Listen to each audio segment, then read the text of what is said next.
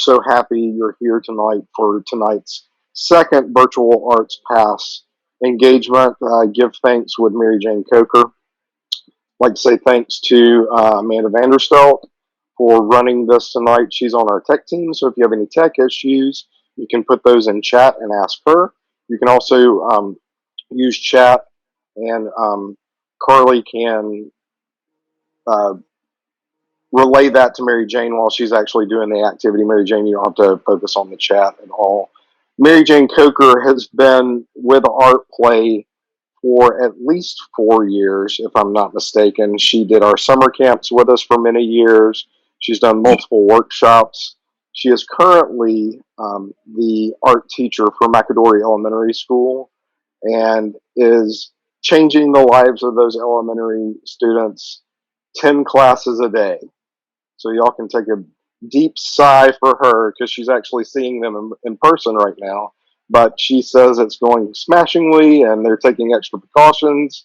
But she said that it's a fun time to get to hang out with the adults sometimes. So we're so glad to have you here, Mary Jane. Mary Jane's one of my favorite teaching artists, and she's just amazing. So I'm going to turn it over to you, and we're going to get started on our painting for the night. Thanks for coming, Mary Jane.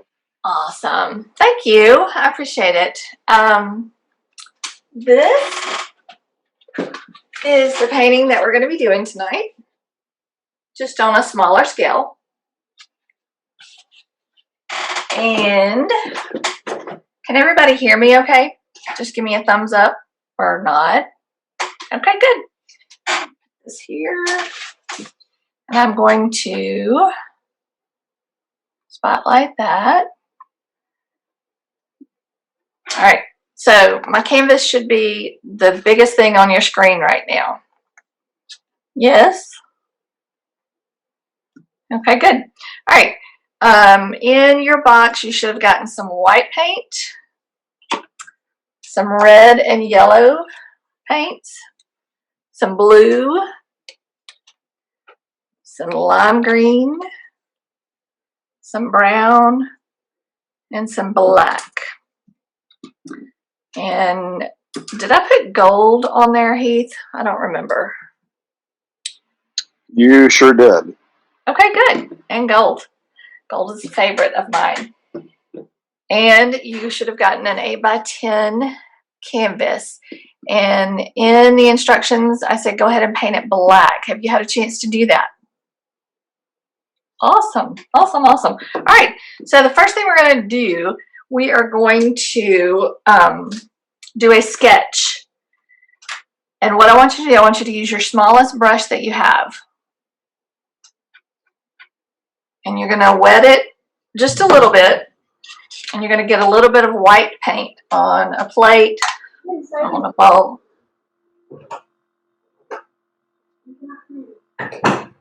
Did somebody say something? Ask a question? I think she was talking to somebody else. I think she said to hang on so she could get a plate. Okay, thank you. Oh. Do it. Sorry, guys.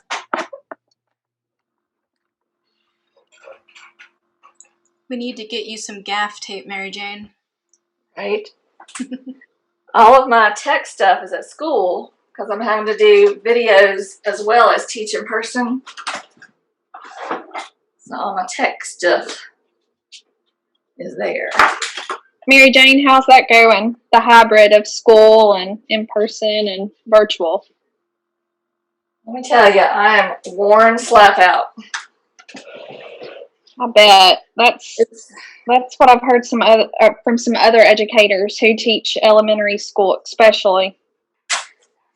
The good thing is it's keeping me on my toes. This is my 20th year teaching, so I have gotten to where I'm kind of on autopilot, you know.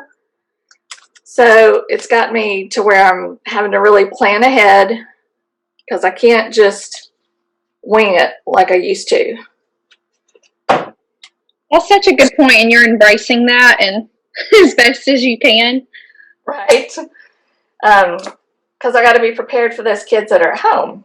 You know, Oh, the ones gosh, that yes. are in school, certainly I can still wing it a little bit, but then if I do that, then I'm doubling my workload. So I might as well prepare and stick with what I plan. All right, I'm taped now. We should be good.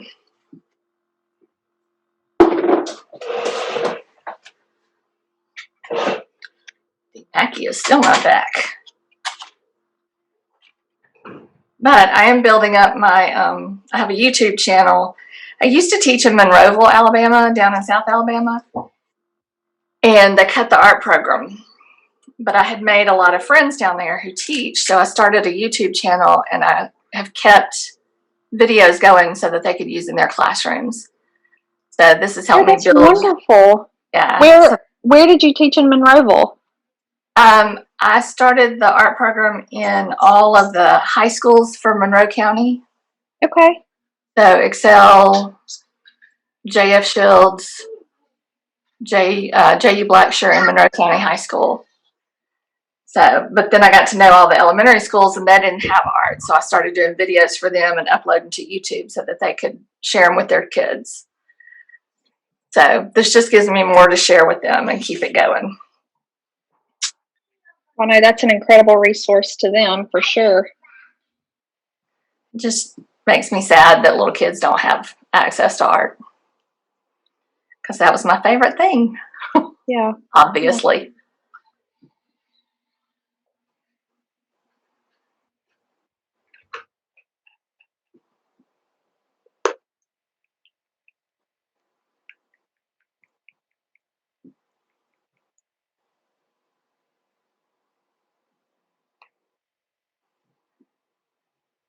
All right.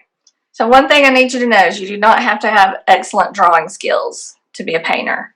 But we are going to start with some drawing. When you sketch on a canvas, I don't want you to smash your brush down flat and get a big old fat line. I want you to try and keep it up on its toes like a ballerina. And a sketchy line is all you need. We don't need a solid white line because we want it to go away eventually. So we're going to start with just a little bit of white on our brush. And off center, here's your center of our canvas. We're going to go off a little bit and we're going to make a backwards open C. It's not going to touch the bottom. It's going to be about 2.5 inches from the top.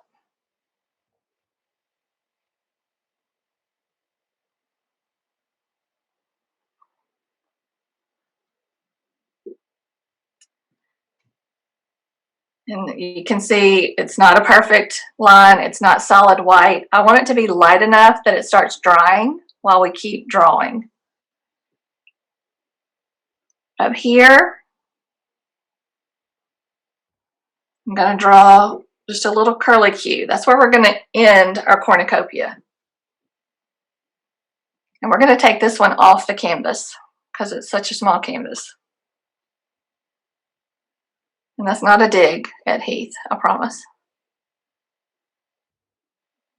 But didn't they fit perfectly? Yeah, that's what I was going to say. It's not Heath. They had to fit in the box, in the bag. So now, your cornucopia is going to come down and it goes off the canvas right there.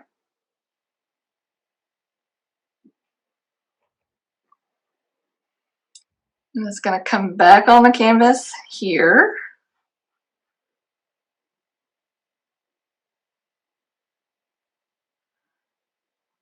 And it's going to go like so.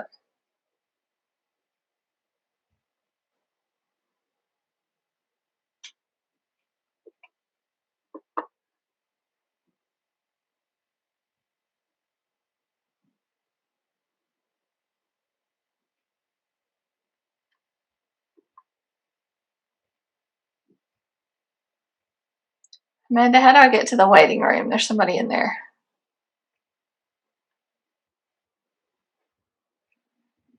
see see. anyone in there right now. Yeah, I admitted them. You're fine. Okay, thank you. Look at us working together.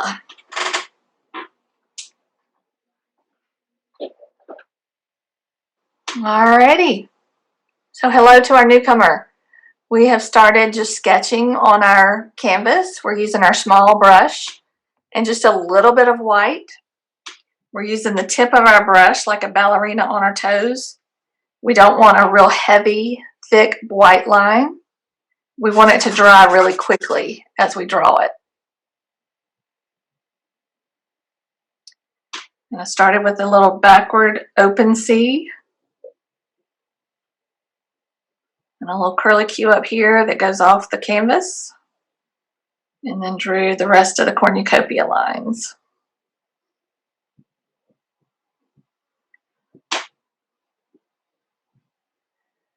We're going to put a little more paint on our brush. And now we're going to draw some oblong shapes, and they don't have to be perfect. And we're going to make a border of oblong. They're going to end up looking like pecans when we're finished.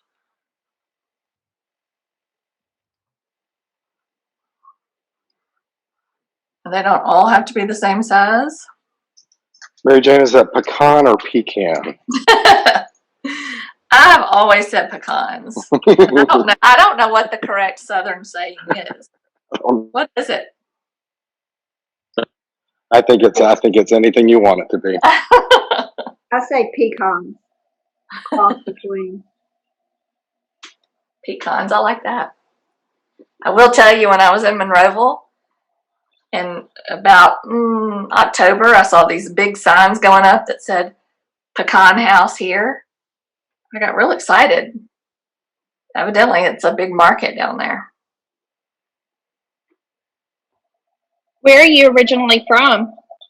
I'm originally from here, from Vestavia. How long were you in Monroeville?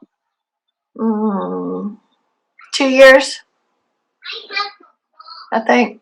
I taught in Homewood for 13, 14 years and decided I needed to teach older kids. I taught elementary art, and that job was open. They were looking for somebody to start a fine arts program, so they hired me and a theater teacher to come down there.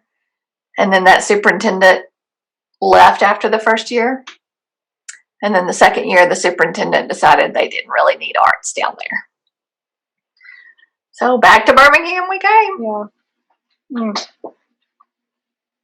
But they have such a tight-knit community down there, too, you know.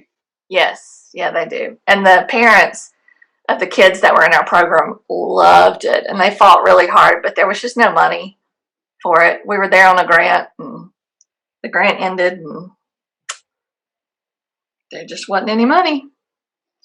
All right, so now we're going to fill up our cornucopia, and you can put anything in here that you want. We're just going to do basic shapes right now, and we'll come back and fill those in. So right here, we're going to do a pumpkin. And we're going to put a pear here, so I'm going to put a triangle.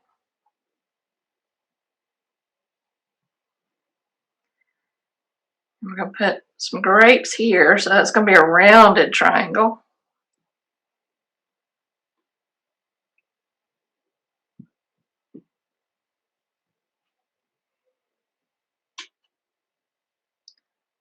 And I have a couple of corn cobs. Those were my absolute favorite thing to paint when I did this.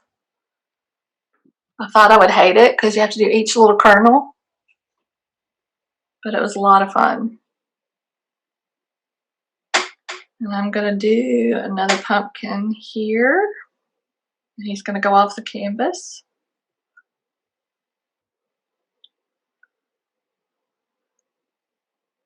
And I'm going to do a big old sunflower right here.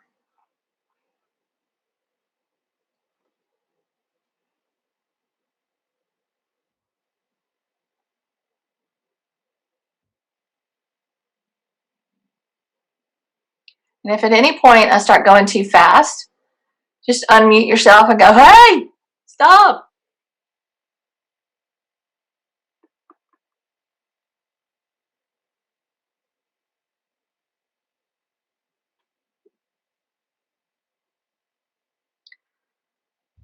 This whole thing is going to need to be sitting on a table. So we're going to put a little line here that goes off the page. And I drew so big, I don't have another line over here. So all this is just going to be my table down here.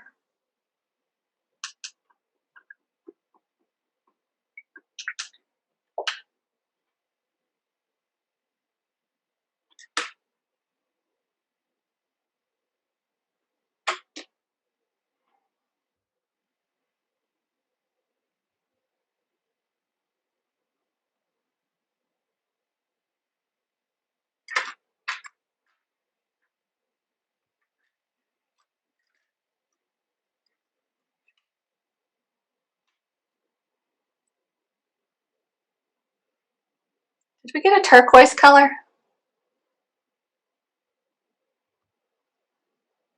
Yes, there were 9 total bottles of paint. Okay.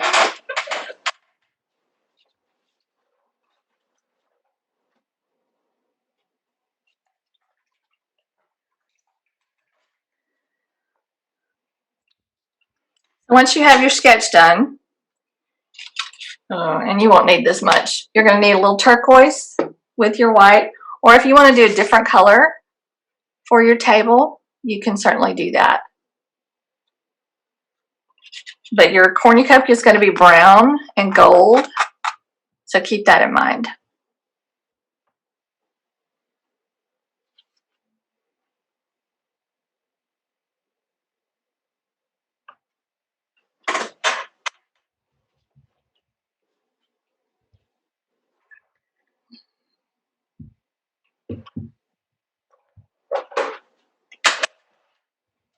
Excuse me for just a second.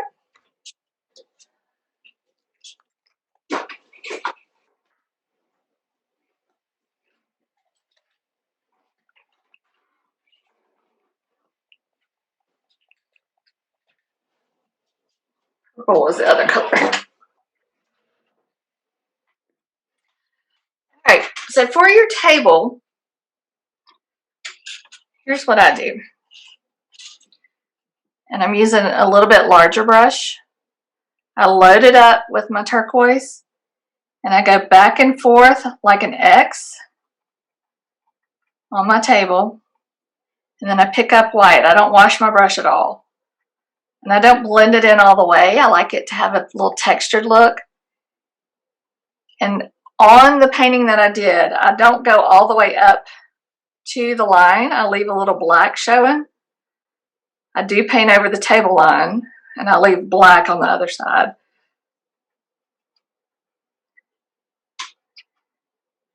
And I just go back and forth with the blue and the white.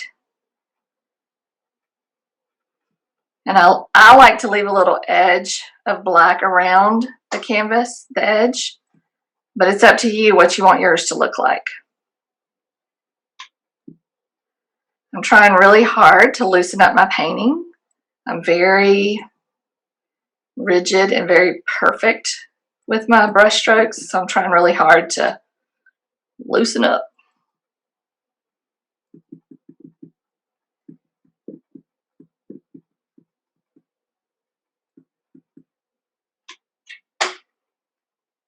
But you want to make sure that you're working the white into wet blue paint so that it blends but doesn't mix completely.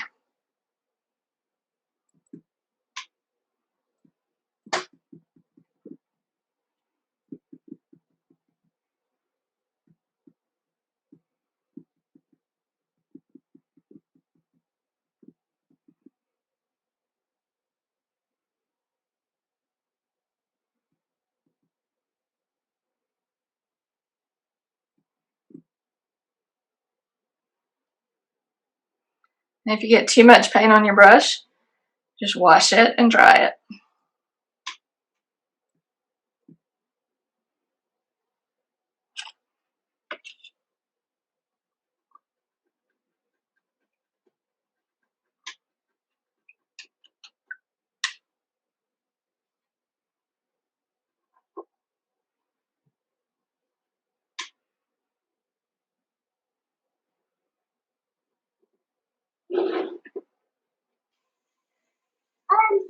The turquoise looks so beautiful on the black that it truly pops.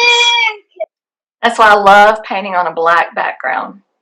It's Number gorgeous. one, it gets rid of the white so that something about a white canvas makes people afraid to paint. Once that black is on there, you just kind of go with it.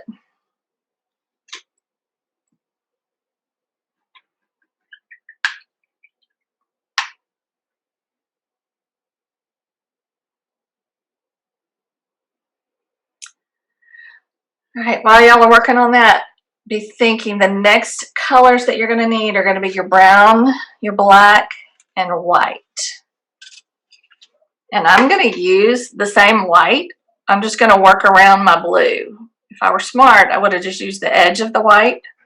But no, I dip right in the middle and contaminate the whole thing. But I can work around that. No biggie.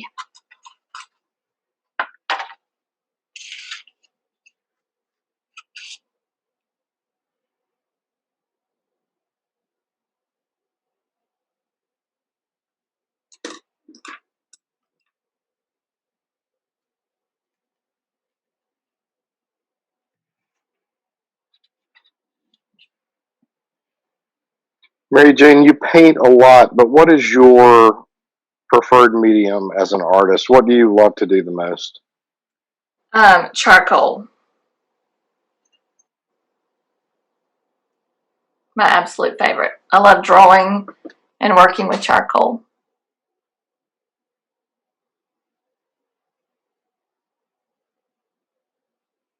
Why is that your favorite medium? I think I really love how messy it is, and I love how forgiving it is. Like, you can work charcoal non-stop. Like, you can erase, you can fill in, you can darken it, you can lighten it.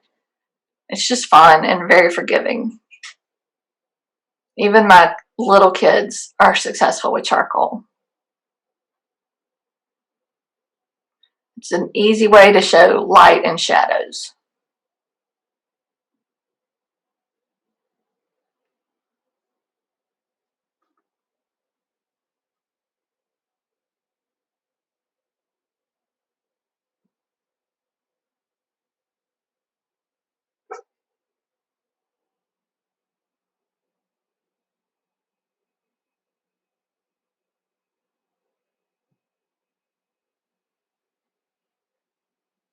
What kind of spray do you use to finish when you work with charcoals? When you're finished with a piece, what kind of spray adhesive do you use to pull it together? I use a workable fixative. It's some people just use Aquanet hairspray, but I've never had any luck with that. It's in a spray can, and I just buy it at Alabama Art or Hobby Lobby and take it outside and spray everything. I even use it with my kids, but I do all the spraying and they're nowhere around because it's very odoriferous.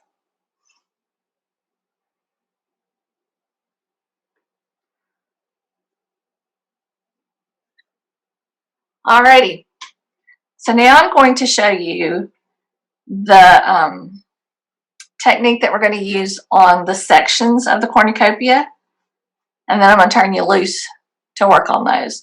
It's the same technique on every single one, and you just work your way up until you don't have any more room to do it.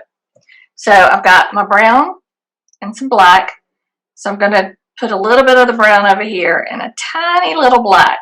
The black is very, very strong, but I want to get a little bit of a darker brown so that I can have a dark brown, a brown, and then a light brown with the white. So I want enough of a difference that these two are going to look different on my canvas. All right. So when you're painting something that's three-dimensional, the parts that are going away from you are going to be the darkest, and the part that's covering towards you is going to be the lightest. So we're going to make these rounded sections like so. And I don't even wash my brush. I just wipe it off on the plate. And I'm going to pick up the brown and I'm going to continue this section. And everything is rounded out towards the edge of the canvas. And I'm going to pick up a little bit of white and put that in the middle.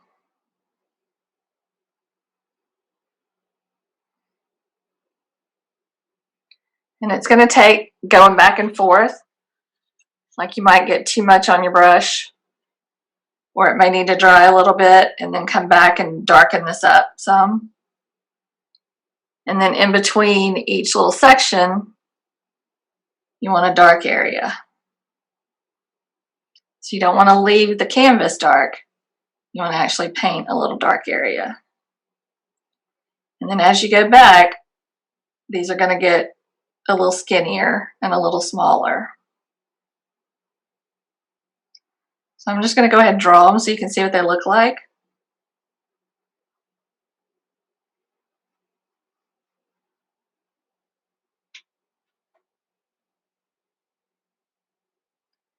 And then when we get here, this is all just going to be brown.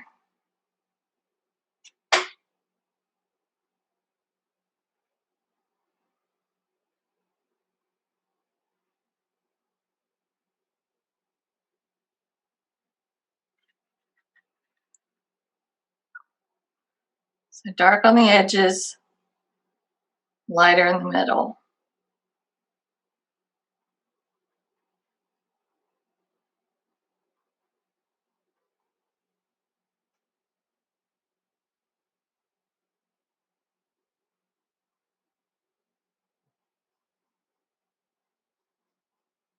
Does that make sense? Does anybody have any questions?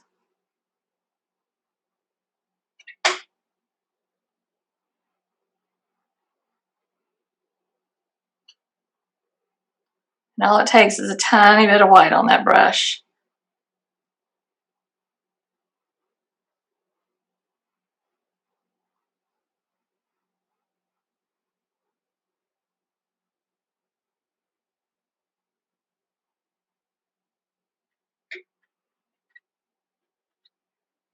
And again, if you get too much on your brush, wash it, dry it, start fresh.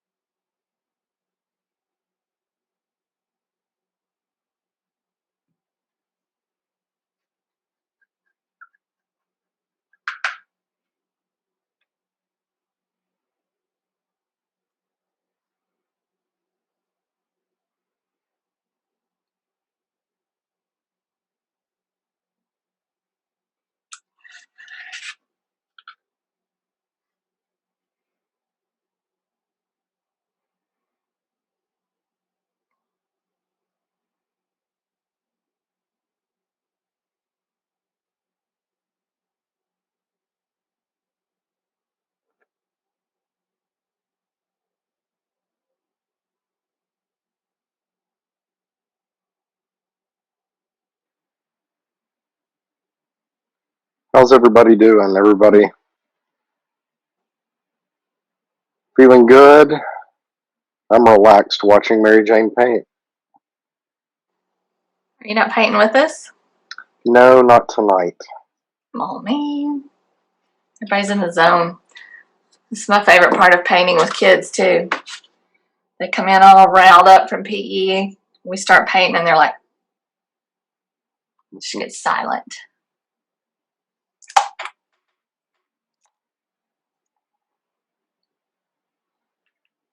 What kind of projects are y'all working on right now, Mary Jane, with the kids? This week we started on pumpkins in the style of Yoyo Kusama. Yes. Yeah, Mhm. they're all loving those. I'm having to keep everything fairly simple as far as supplies go. And I've been encouraged to do the same project with all 6 grade levels, which is increasingly difficult. Sure, sure. So I'm doing the same idea, but like my 5th graders are going to do a 3-dimensional pumpkin setup. Mhm. And then the 4th graders are doing it on colored construction paper, and then they'll add oil pastel background. 2nd, 3rd graders are doing it on white paper, and once they finish the Sharpie pumpkin with the dots, we'll do bleeding tissue paper on top of it for color. And then 1st and 2nd graders, once they get their pumpkins done, they'll just draw the pumpkins, and then I've got bingo daubers and stamps for them to do all the dot stuff. Oh, nice. Yeah. So, but we spent all last week doing the Veterans Day collaborative piece. So that was I good. love that y'all had a drive-through art show. That's just amazing. You know, At unprecedented Carpool. times. Mhm. I need to find a business out there close to me that wants to display them. Because I hate that it was, a one afternoon, one and done, toss it in the dumpster kind of thing. Because they're nice and big.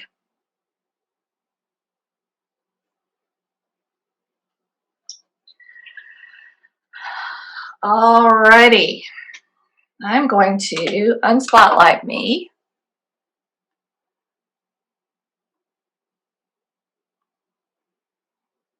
I'm going to go to gallery mode. I want everybody to turn their cameras on and hold their paintings up. Ooh, nice. There you go. Excellent job. Those are great. Yeah, they are. Very nice. Some people just ignore me. I see you. I see you. Uh-huh. Smiling now. She's laughing. Those are awesome.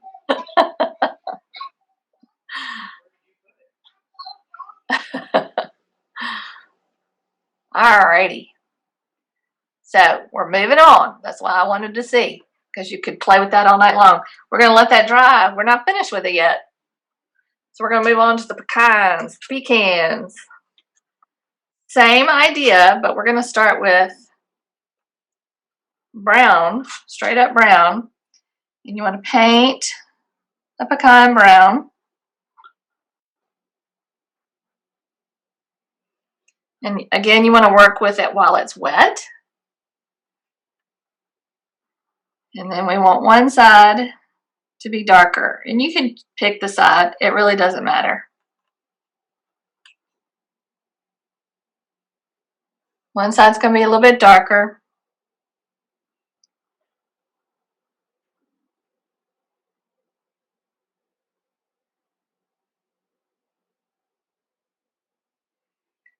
And then we'll come back and we'll hit it with a highlight on the other side.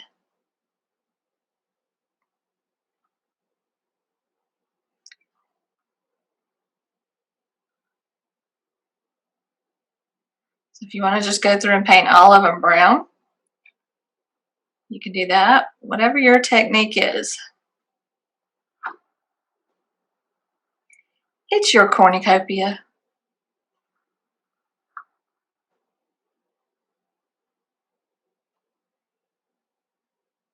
But you definitely want to paint over the white lines that you created.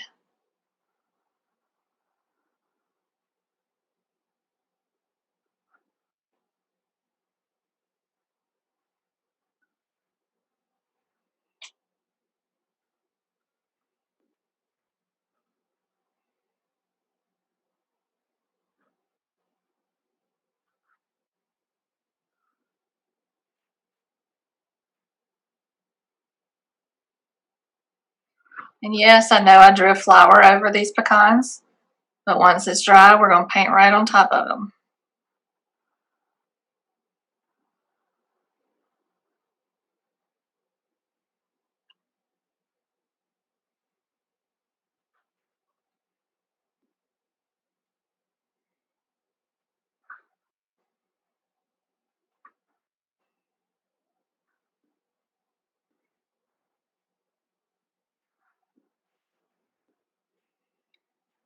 Once you start putting the dark side on, just make sure you put it on the same side of every pecan. Be switching your sides up.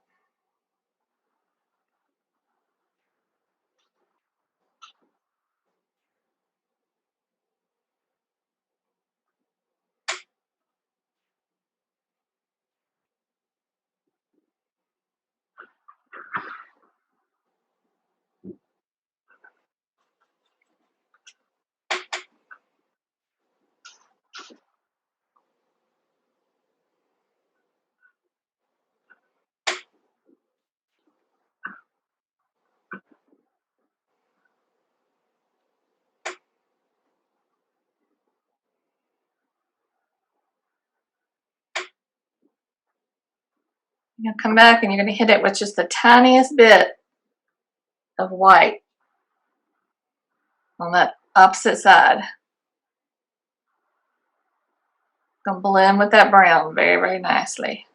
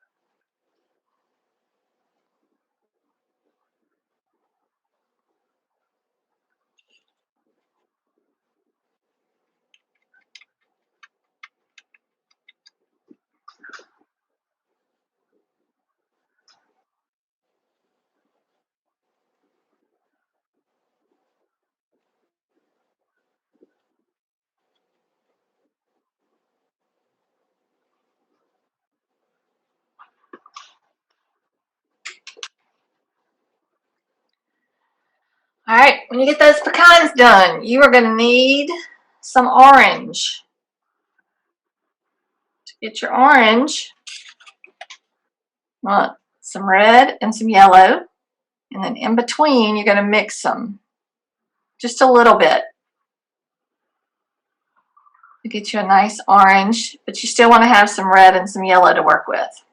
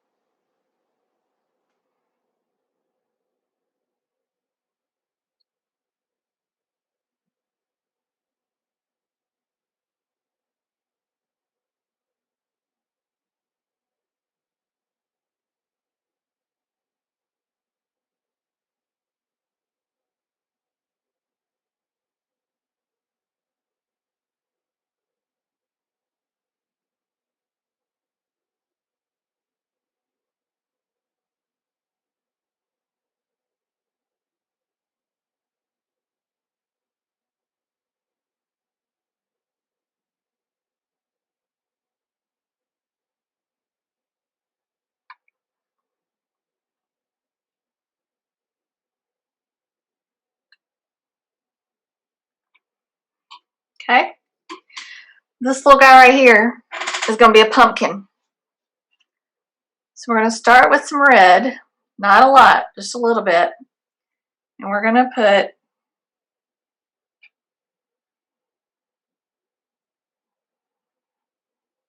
a little oval section right here in the middle.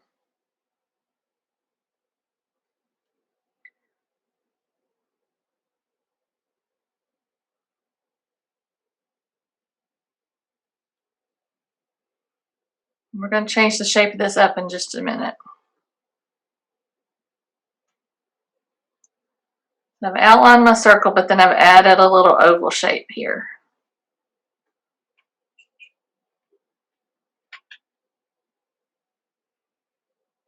And that's with my red.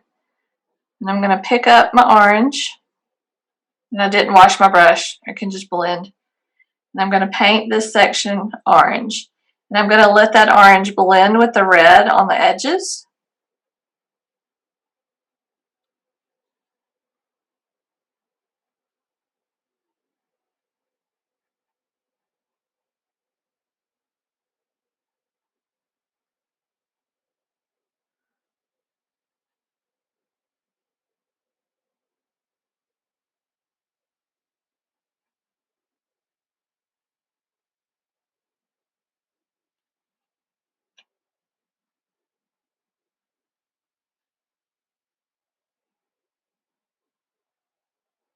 So I don't want to have an outline of red. I want it to blend with the orange and just be darker on those edges and in those creases right there.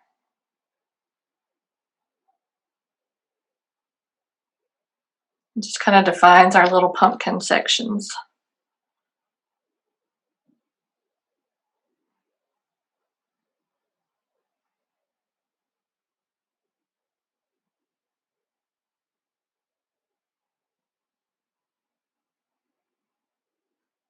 If you want your pumpkin to be in front of that pecan, just paint right over it. If not, paint around it.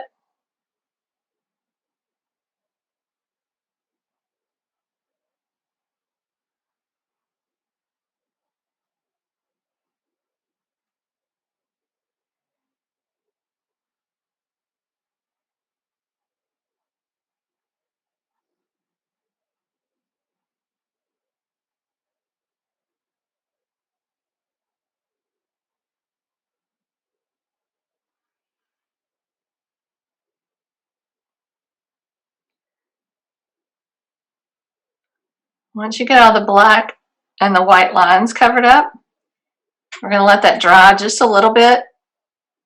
And we're not anywhere close to being finished with it yet, so don't judge it yet.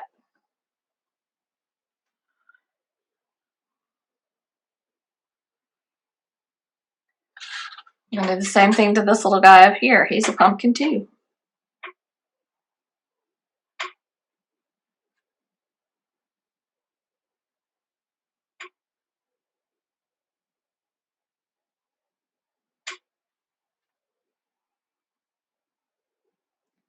I think I'm going to have his stem coming right here. So I'm going to make all my sections on this little guy coming from here.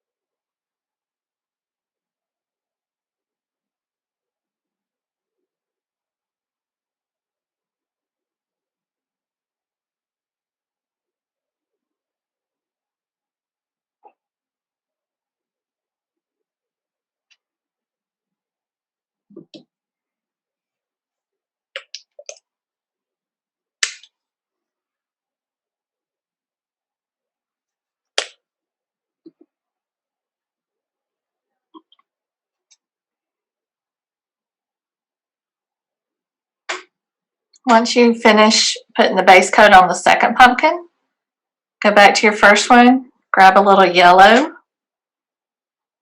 and in the middle of these sections, just put just a little bit of yellow. Don't blend it in, leave the little highlighted streaks. That's going to be the part that's coming out. It's going to give it some dimension. You can also throw a little white on there.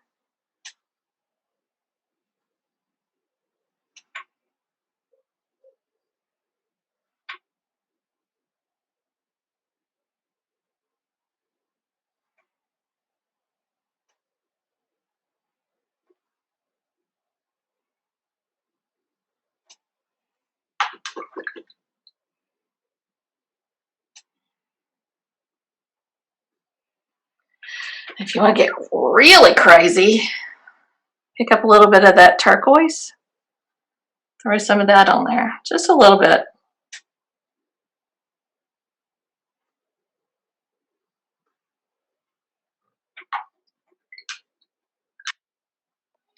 Yes, I think it's almost time. I want to see how they're coming along.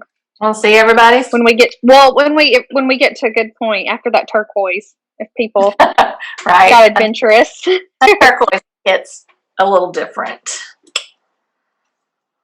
Let's do both of the pumpkins and then we'll show them off. We'll wait on the stems until this dries a little bit.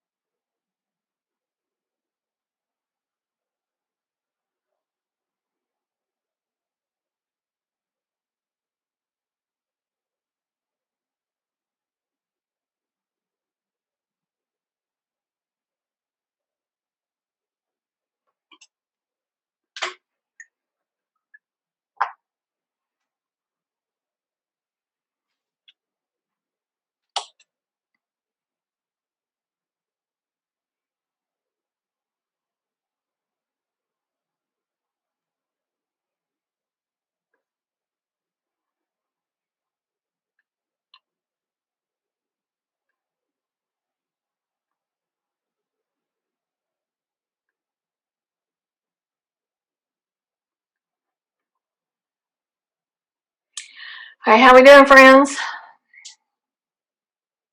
It's so quiet with everybody muted. Y'all feel free to unmute and chat. Well, let me see. Nice. Oh, loving it. Loving. Wait, keep them held up if you have them up. My phone isn't, for some reason. Of course, it's not showing everyone. Well, everyone hasn't turned their cameras on and showing off yet. Okay. There you go, Dr. Benoit. Yes! Love it. Love. Yes! That's great. Y'all are doing so good.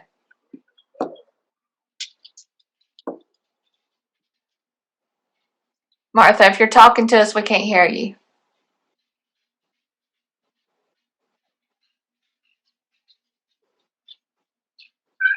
Okay, I said my pumpkins look more like tomatoes. Well, that's okay too.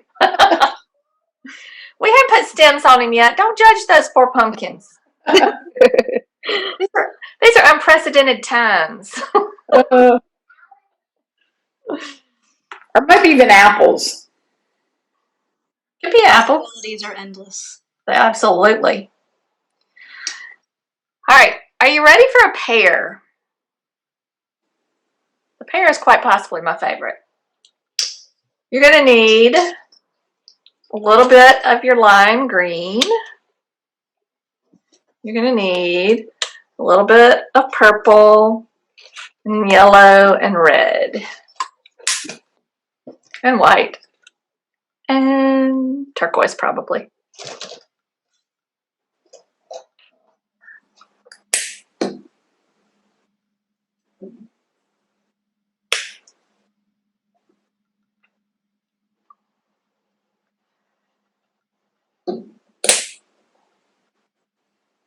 So this triangle is going to turn into a pear. So we're going to round out the top.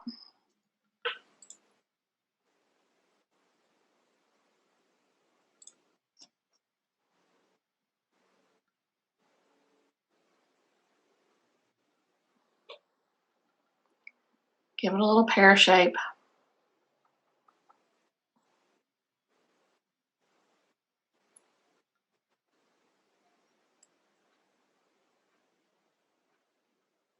And this is probably going to be the hardest one to paint because it's tucked behind so many different things. But it's fine not to go right up to all that stuff. You can leave some black.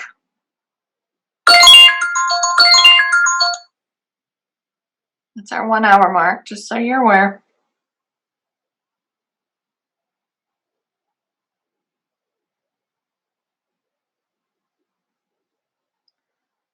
So just get a base coat and then we're going to let that dry because my lime green is very light.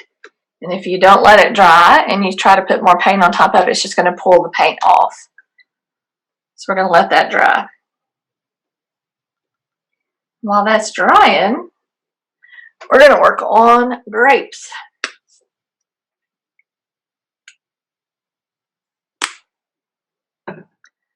The grapes are a lot of fun, actually. So for the grapes, you need your purple and your white. And you just think about how grapes come, you know, they're bulkier at the top and then they come down to almost a point. I'm using my paint brush on its toes and I'm going outside that line that I created and I'm just doing a circle. And I'm going to pick up a little bit of white and mix it in.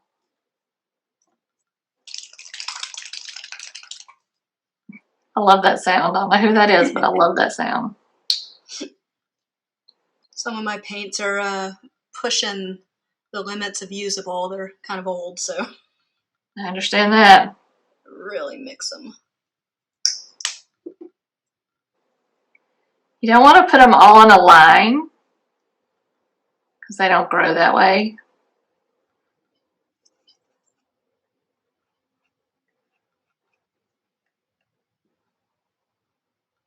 Let it overlap here and there. Let them be different colors.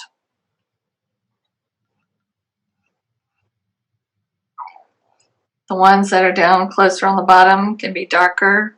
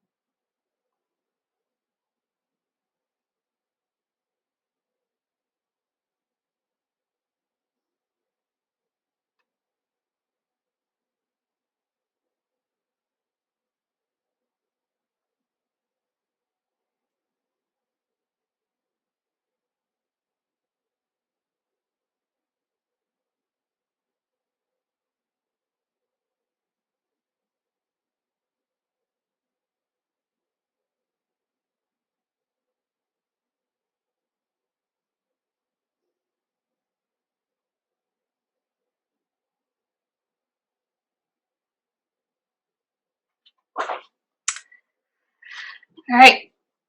When you're done with your grapes, you're going to go back and put a second coat on your pear. But then we've got to work highlights and shadows into that pear.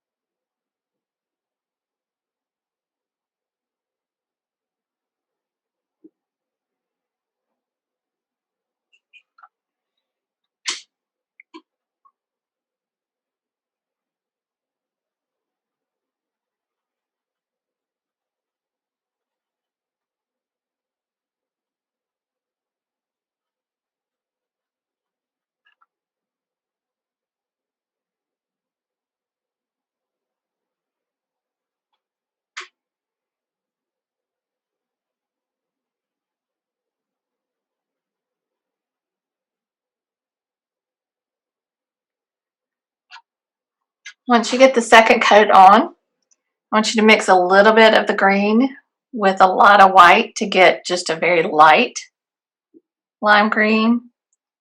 We're just going to go side to side, down the middle, and over to the left a little bit. Stay away from the right side.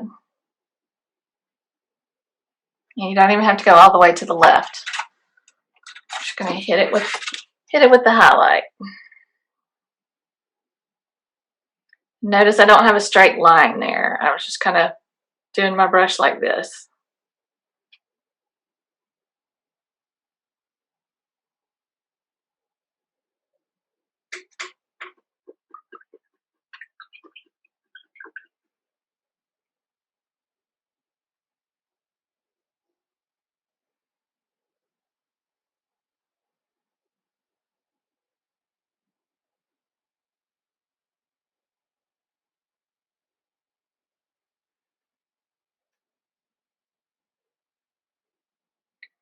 Then you want to wash and dry your brush really good.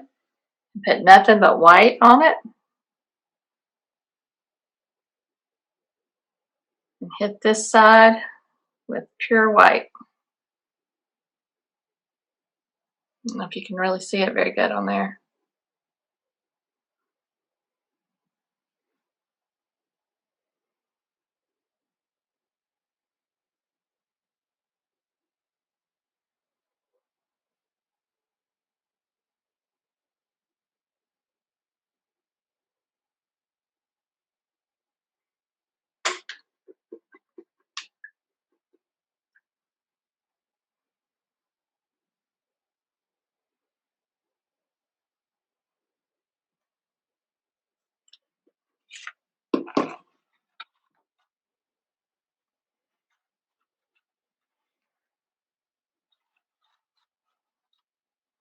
You can take a little bit of your red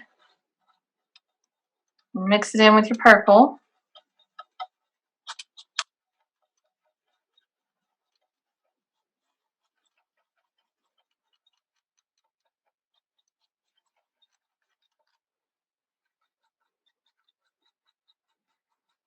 It's going to be your complementary color of lime green. That's going to be our shadow over here. So on this side, and I'm not going to paint smooth down. I'm just going to go from the side and pull in. Just a little uneven little shadow where it's tucking in there.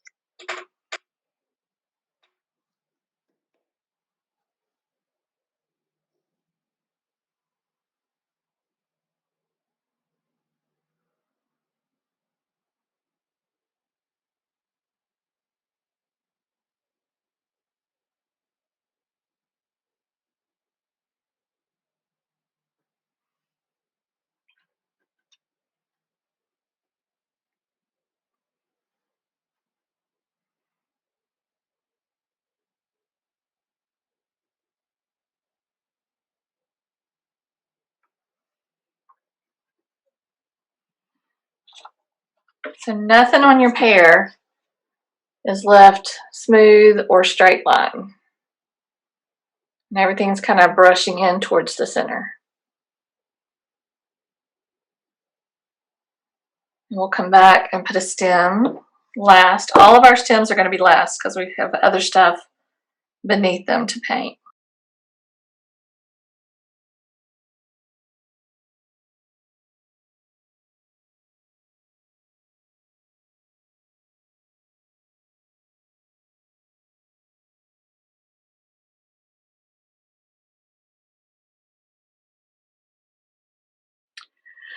All right, we're going to move on to some corn.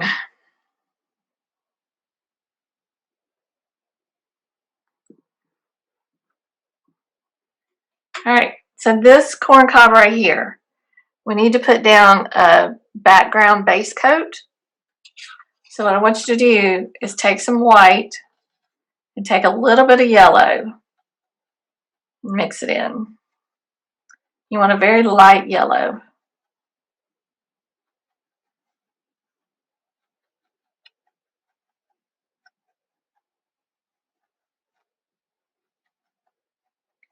And once you get that light yellow, you're going to paint all of this yellow.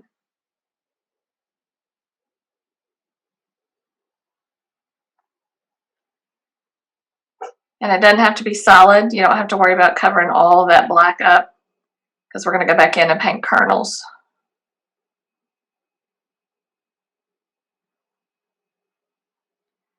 Paint right over that flower if you want to. We'll put it back.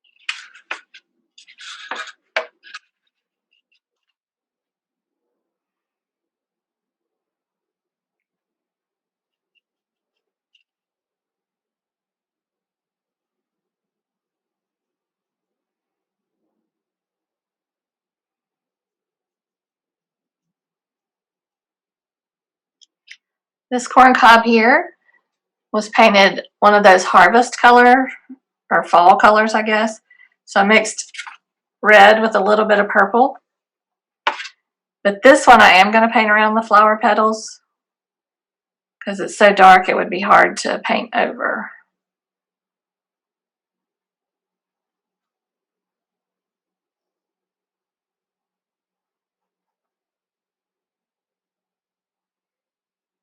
Make sure you're going over your white lines.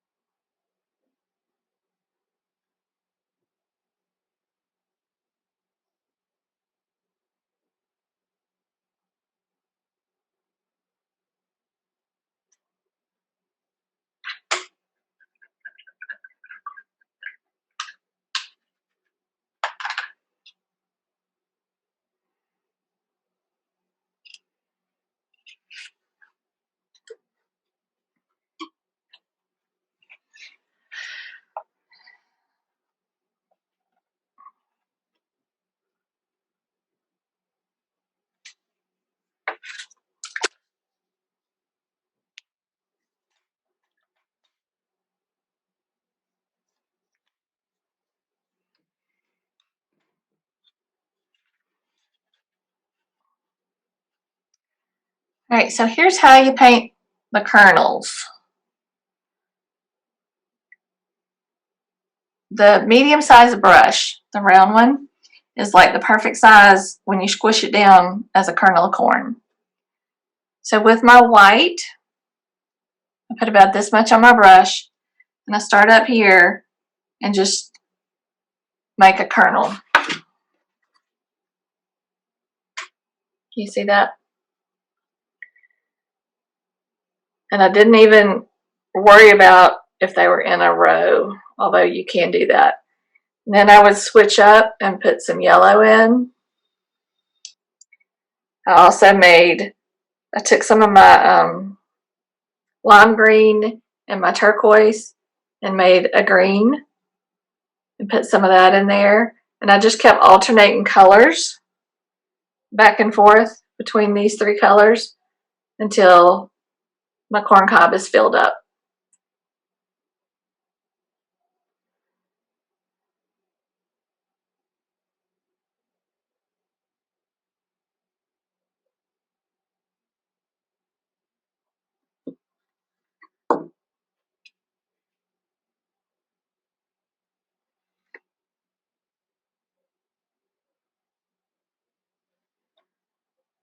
You're just dabbing. If there's a little space between them, that's why that paint is underneath it. That's why we did that background.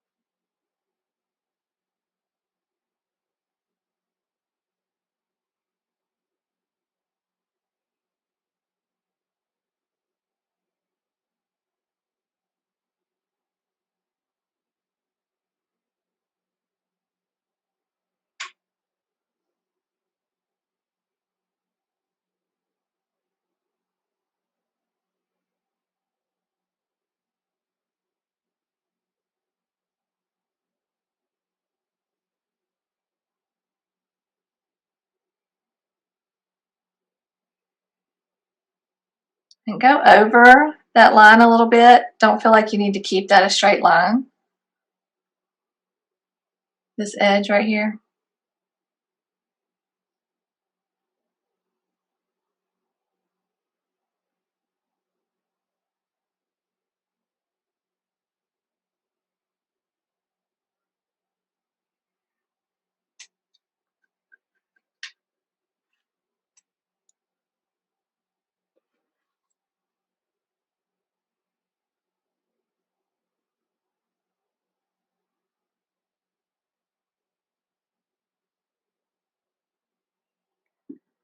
And then the colors in this one are reds and purples and the blue. And we're going to go back and add some gold in all of this too.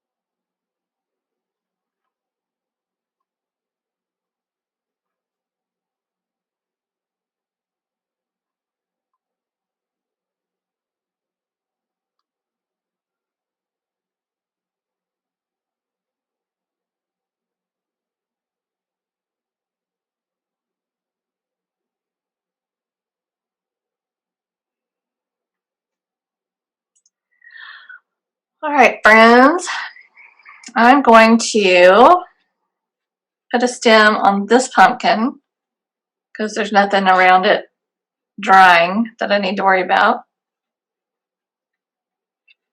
I've mixed a little brown and a little black together.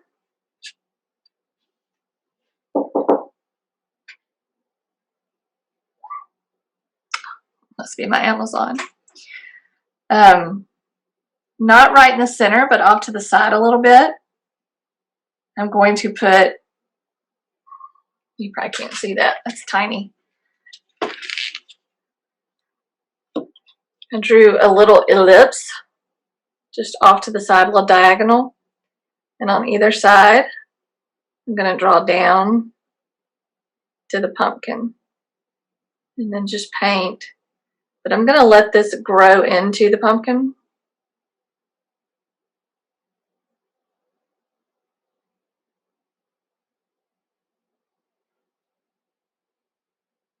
And I'm going to use my white to highlight.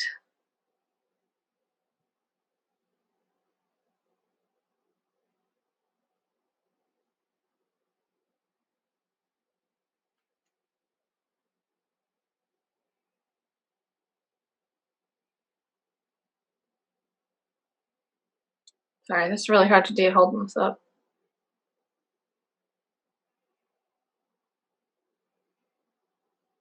You see that? So my pumpkin is at a really weird angle. So my little stem is kind of foreshortened. This one will be a lot different because it'll go up into this corn, but my corn's still wet right now. So she's got a little highlight where it was cut. And a little bit of highlight on the stem there.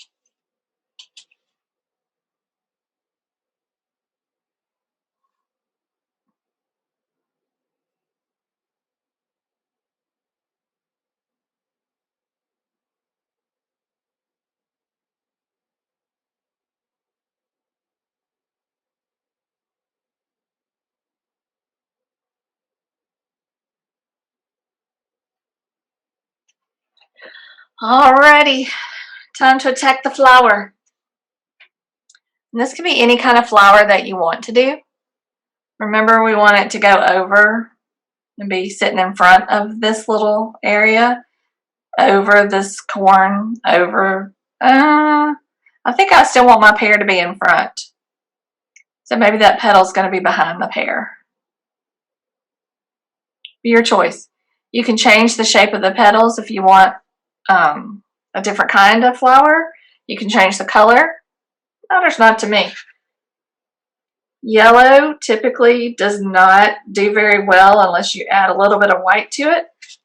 That helps it. We're still going to have to put a couple of coats on. So we're going to do one coat, let it dry.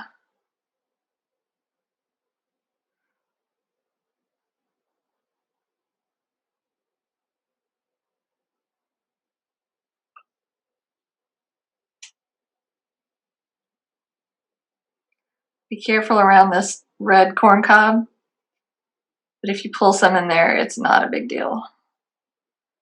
But you do want to cover your white lines.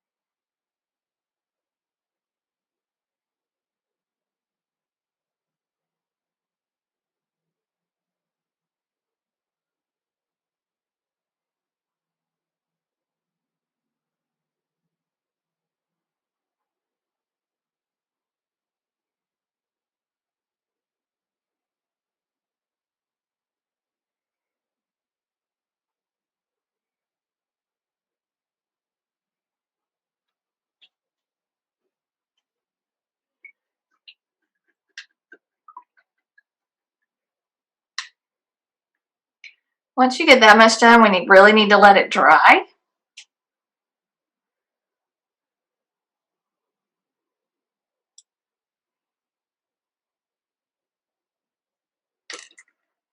So while we do that, we can do the rest of the background, which is a whole lot of fun.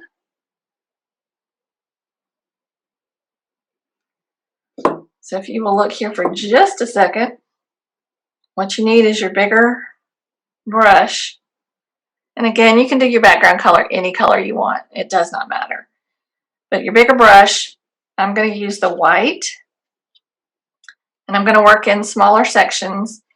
And I'm going to load up my brush. Let me get some clean white.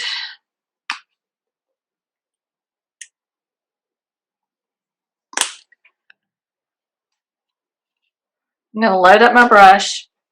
And I'm going to do the same thing I did down here, but I'm not going to add another color to it. I'm going to leave a little edge around, a little border around the edge. I'm not going to paint right up to here. I'm going to leave a little black.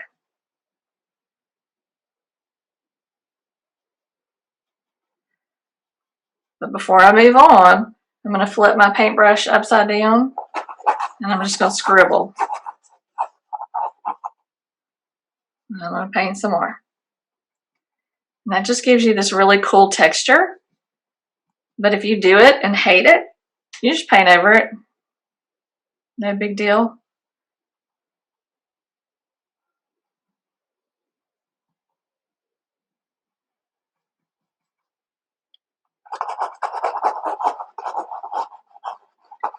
So that just lets your black come through from the canvas.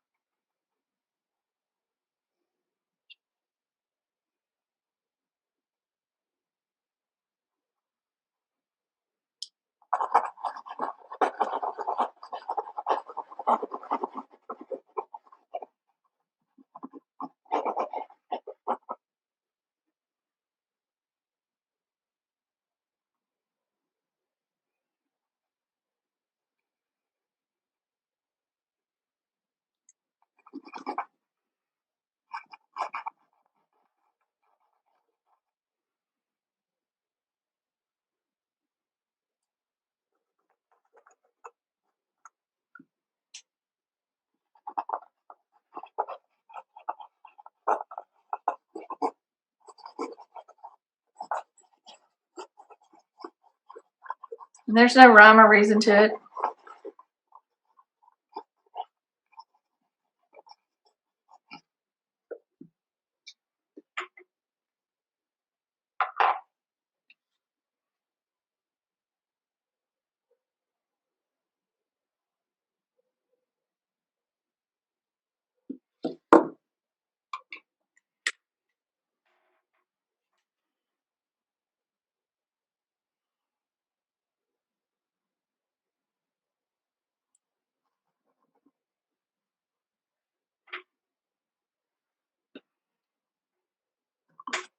And if your paintbrush doesn't work, get you a dull pencil or a fork.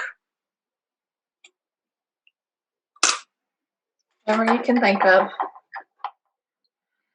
Or don't do it at all. It's your painting.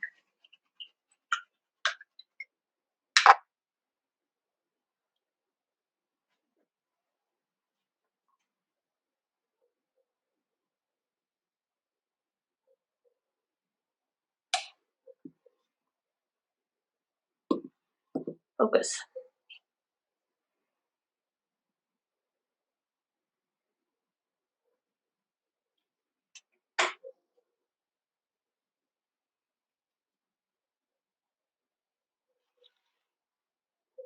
Go in and put my second coat on my flower.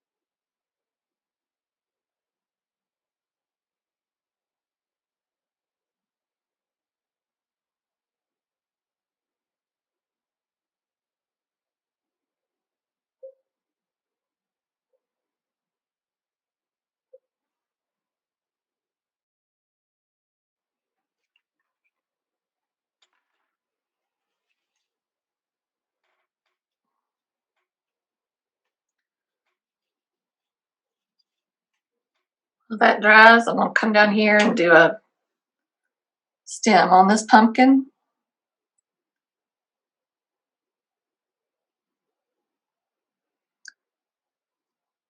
You want it to come down into your pumpkin. You don't want it to sit right on the edge.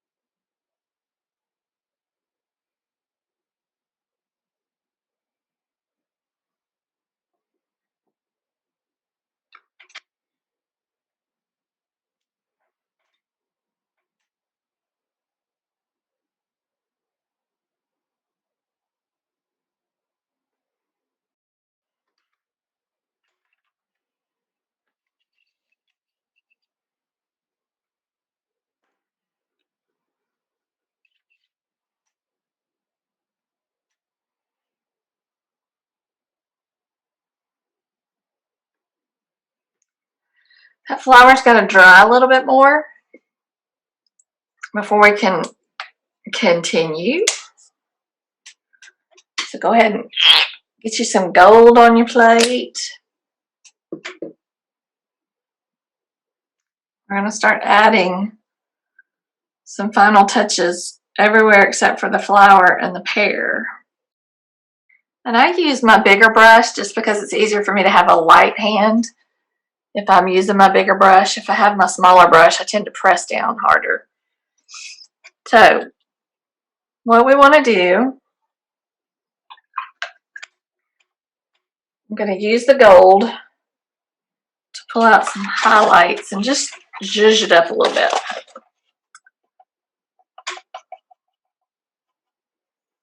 I'm going to use my gold to just come in.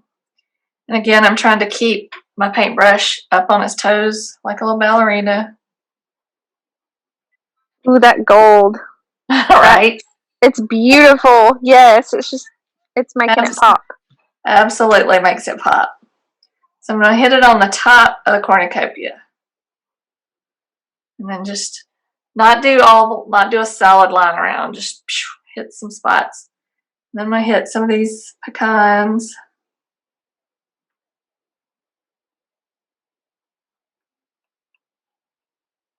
I'll put some on this pumpkin.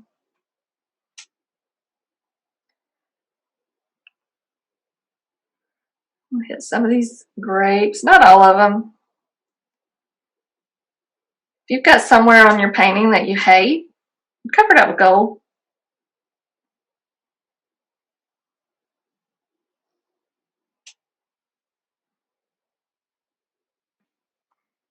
I'm kind of dying to see progress of everyone's. I know, right? I know. I was having dinner with my family a while ago, and I said, I gotta get back. I want to see how everyone's coming along. Go in and put some gold kernels. Because who doesn't want gold corn?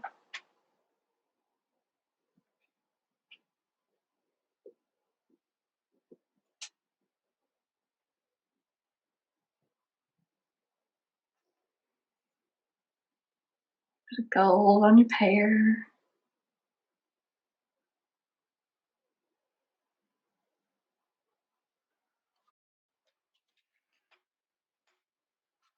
And I like to go back and just brighten up my whites a little bit. Again, very light touch.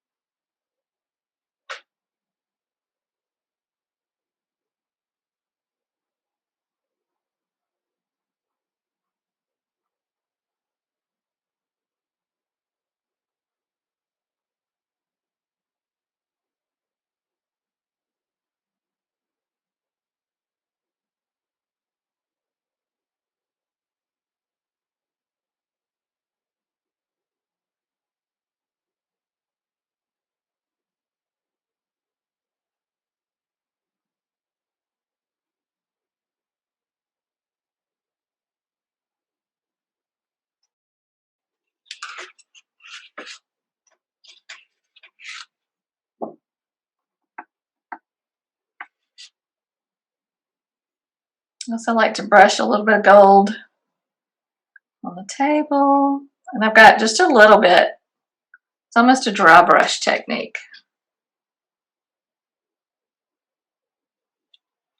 You almost can't even see it. A little bit up here.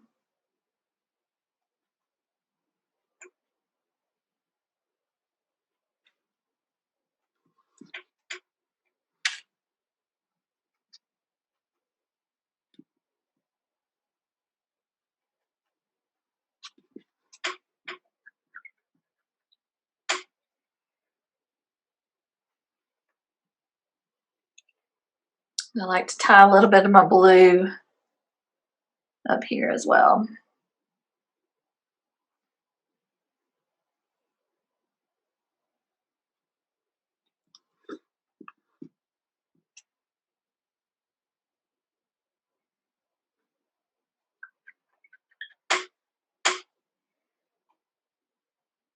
You can put this gold, white, blue, anywhere you want to.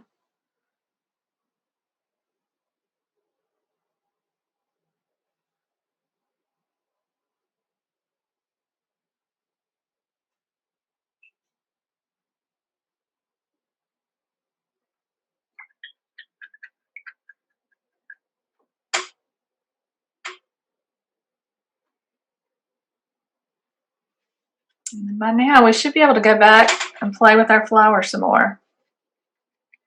Again, make it any color you want. I like to have some darker colors coming from the center.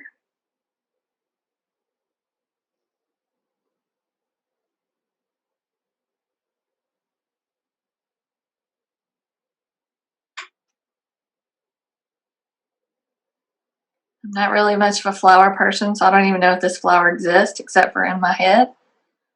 But I'm okay with that. This is my world, as Bob Ross used to say.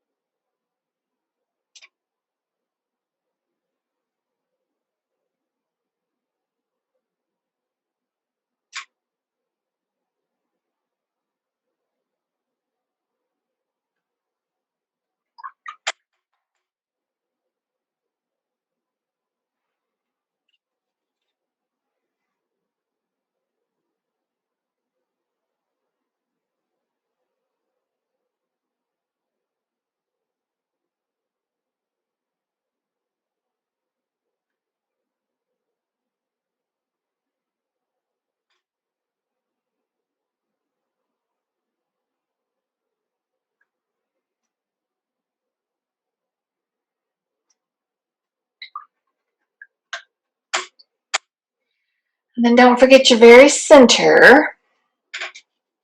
I'll load up my brush with brown. And I dab it in there because I don't like it to be like a perfect little circle.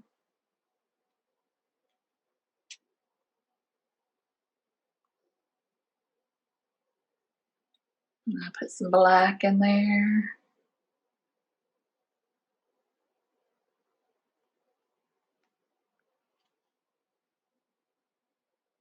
Give it some depth.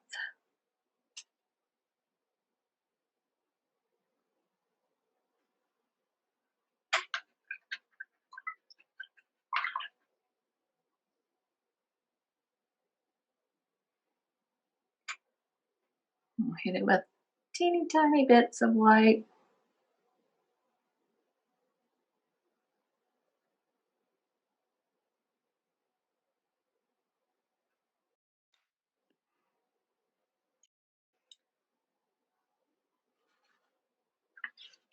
And the very last little thing, this little pear, he needs a stem. So I've got my tiniest little brush and I mixed up the red and purple again.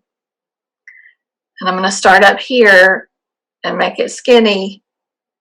And as it comes down into the pear, it's going to get a little bit fatter. And I'm going to come down into the pear and then give it a little place to rest where it's coming out.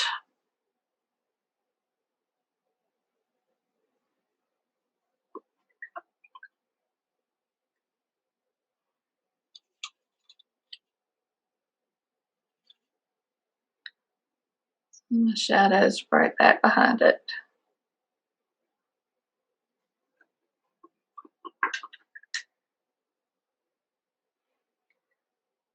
Because I can't leave well enough alone, I'm going to hit this side with just a little bit of white. I can't even see that. Oh, this way.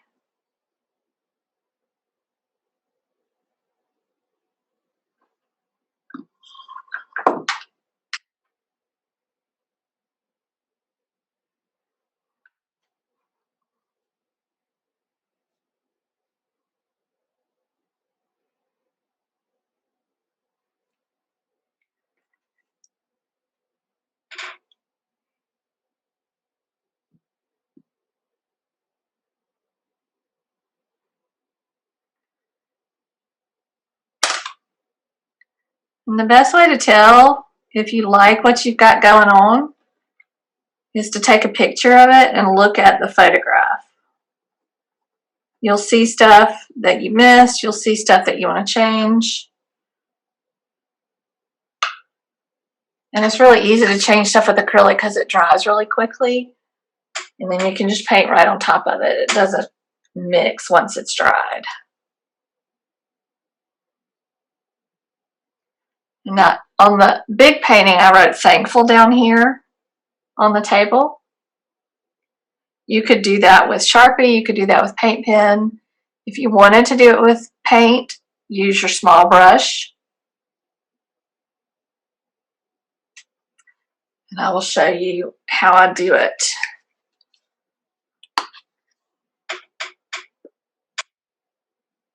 Always do fresh paint for writing.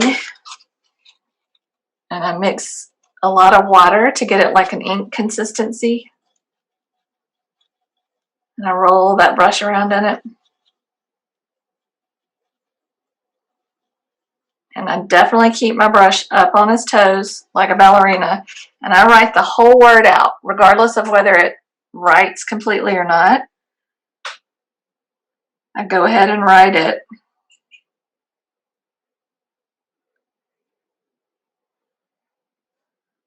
And then I load my brush back up and I go back and fill in what needs to be filled in.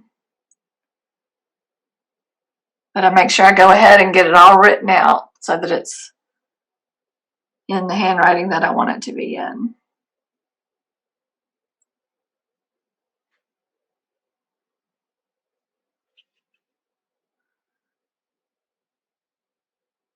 But you don't have to write anything if you don't want to.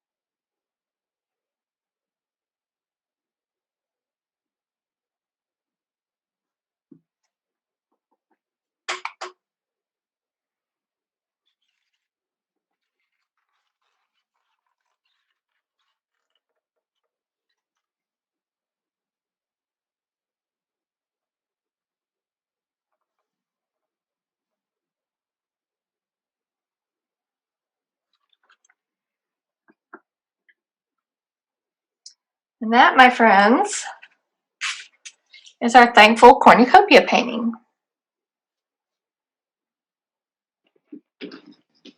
That's beautiful. I love them too. I can't wait to see everybody's. If you want to put these on social media and tag the ASCB Ham and Ava UAB and hashtag ArtPlay, we'd love to see them. Or if you want to email us pictures too, we can post them for you. Put that in the chat. I didn't catch all the tags.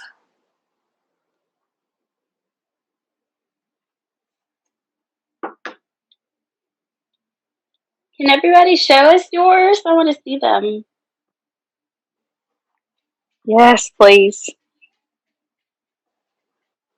Dr. Benoit, that's gorgeous. Oh. Oh. Deborah, Martha, those are incredible. Wait, keep holding them up. Keep holding them up. Amanda, that's so pretty. Wait, I haven't seen Amanda's. Hold on. I'm trying to scroll through. I know, me too. Oh, wow. Y'all, those are awesome. Those are amazing. You guys did such a great job. This looks so good, y'all. That was fun. Oh, I love the variations you guys put in them.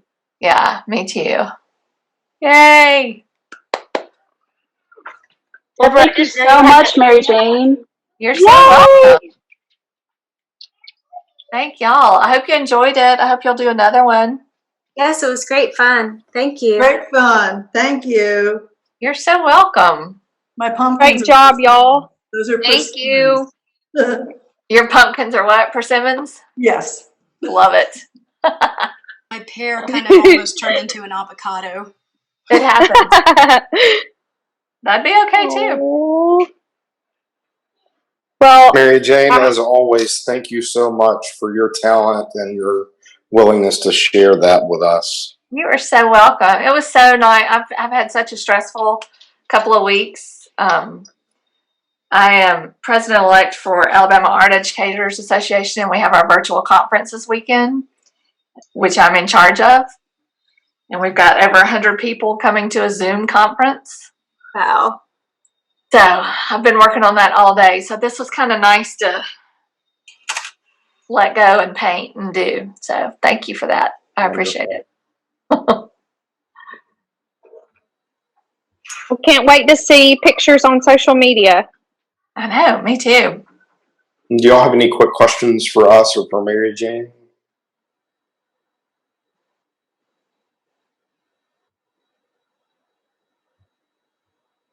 Cool. Thank you again. Awesome. You're Thank so y'all so welcome. much. Thank y'all. Have a great night.